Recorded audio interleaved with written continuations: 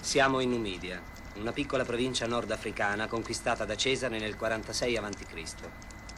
Per tenerla in pugno, Cesare ha mandato qua giù un suo uomo di fiducia, il propretore Titus Sextius. Infatti, dal punto di vista economico, si tratta di una vera e propria fonte di ricchezza. Da qui i romani possono controllare gran parte del commercio sahariano e fornire così al mondo latino una grossa fetta delle ricchezze tropicali.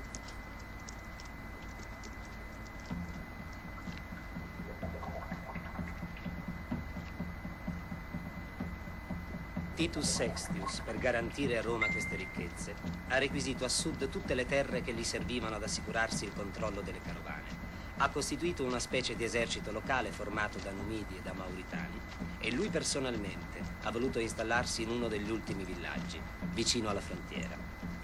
I contadini, privati delle loro terre, sono stati costretti a rifugiarsi sulle colline, ma ben presto si sono uniti a gruppi di banditi che assaltano le carovane dirette a Roma. Giovani romani che vivono qua giù, o anziani repubblicani in polemica con Cesare, hanno abbracciato la causa dei ribelli e in breve sono riusciti a trasformare la lotta dei Numidi contro Titus Sextius in una battaglia ideologica contro Roma e contro Cesare.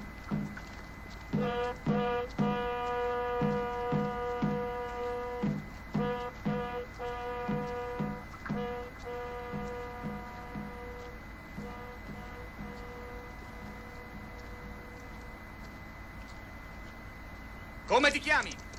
Claudio, ma non è il mio vero nome. I tuoi compatrioti ci stanno uccidendo.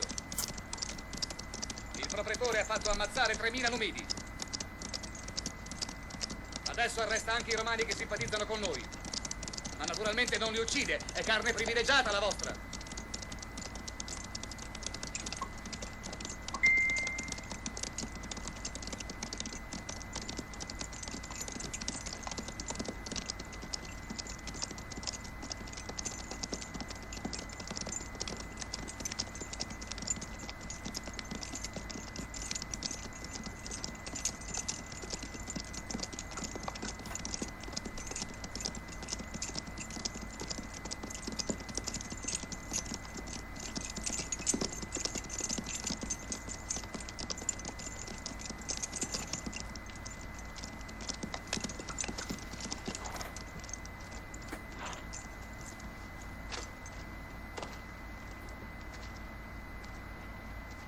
Vedi questi cadaveri?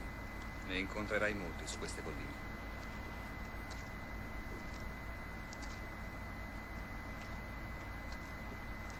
Amico mio, non bisogna sotterrare i cadaveri, ma sbatterli in faccia al mondo. È la nostra ora, l'ora delle minoranze. L'ora in cui piccoli gruppi di uomini liberi si devono muovere da soli e parlare e agire in nome di tutti quelli che li seguiranno più tardi.